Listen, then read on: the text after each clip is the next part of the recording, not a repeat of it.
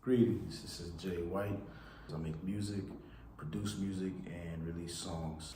I'm co-founder of Soundzie, which is a platform where music business, music industry professionals of all sorts, from instrumentalists, people who actually make music, to people who manage music, on down to stagehands at concerts, equipment managers, etc.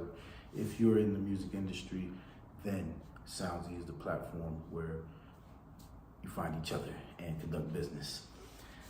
So now, Soundzie, we're also going to have some episodes, some video discussions where we go over topics that are relevant to people who are in the music industry. And again, this can be from anybody that's in the studio or outside of the studio, in the boardroom, so to speak. So this is the platform where we're going to be discussing situations and giving our advice and tips and insight about it, so I can run more smoothly and efficiently.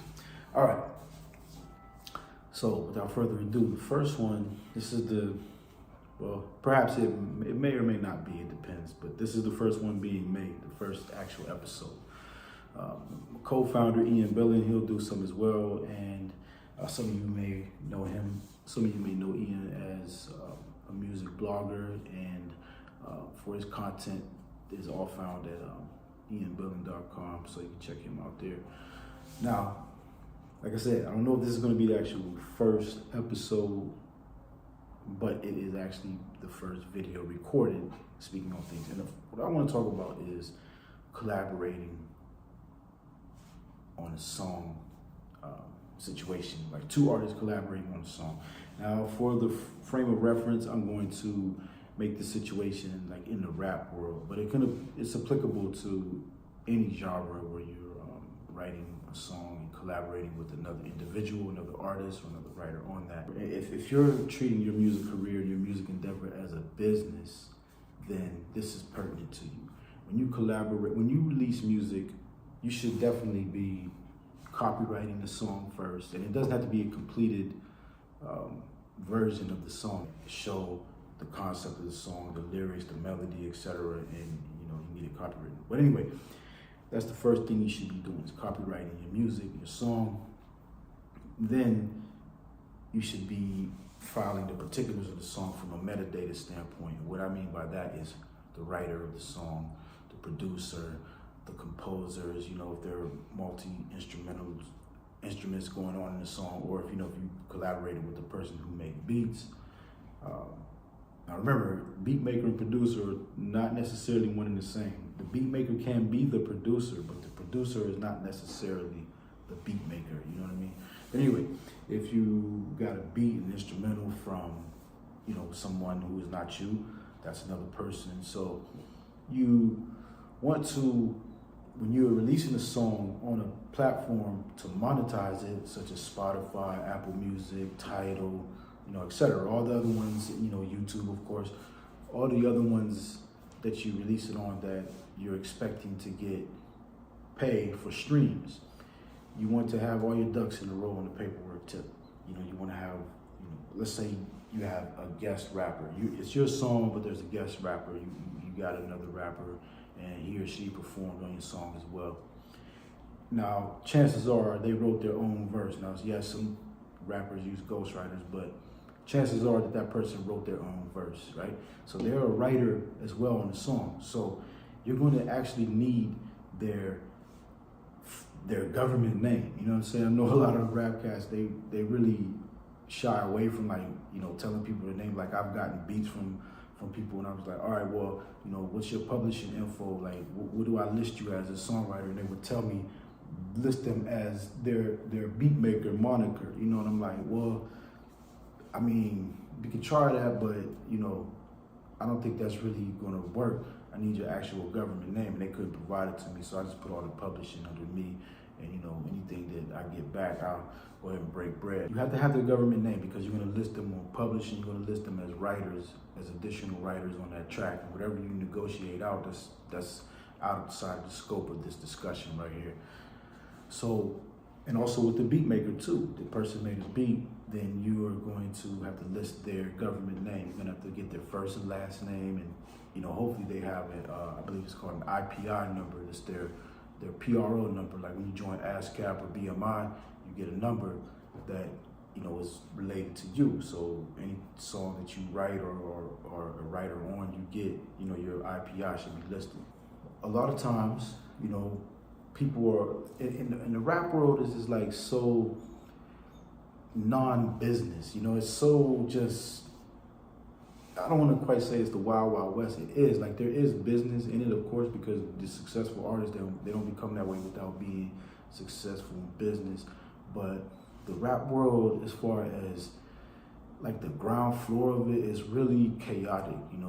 Like dudes are coming by studios, while they're, so-called trapping in the streets or, doing whatever they're doing in the streets. They're coming by the studio, laying down a verse or two and bouncing, like, not even really afterwards getting with the co-writers of the song to say, all right, well, my verse constituted, there's 3 verses and I got one of the verses, so, and mine is equal in bar length, there's 16, just like y'all is 16.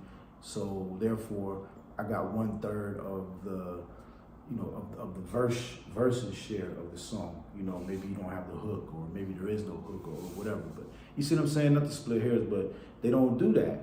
They don't say, all right, here's my IPI number, let's sign this paperwork. They just bounce. Now that's all cool if you're just making stuff for the hood, just to toss around and throw up on SoundCloud or something like that. But if you're really in this for the business part, if you're really trying to monetize your music and make sure all your ducks are in a row, so that, let's say a big check does come, and you don't have all your ducks in a row, it's going to be a nightmare trying to sort everything out in order to get the money to who it belongs to, and also your money as well. So when you're collaborating with people for a song, now you got to make sure that they're willing to provide you with their government name, or provide your manager or whoever's handling the paperwork, provide them with their government name, and realize, like, we're doing this for to make sure everybody gets paid. So without your government name listed up in there, without your publishing info, it's going to be hard for you to automatically get the money. You're going to have to track me down. We're going to have to bust out the calculator and this and that. And, it's just going to be really a logistical nightmare. You know what I'm saying? So want to make sure that you get with somebody who's willing to do that, that has their business ducks in a row, so that the process can go smoothly.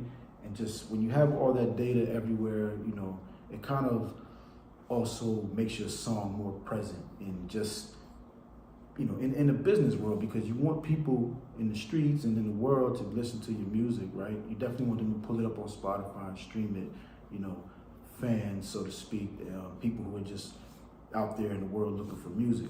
You want them to be able to listen to your music, and that's who you're actually making music for. But you're also, you want to be in that business world too. You want your music to transcend into the business aspect of it. And it's not so much that it transcends because of the way it sounds, but because of the way it's presented. Like, it's in databases, it's in the Sound Exchange databases, in the PRO databases. Like, I've found songs, I've found artists by looking through, like, I would try to track people down for a PRO number, and I wasn't able to get it, so I would have to just go and search them myself through BMI.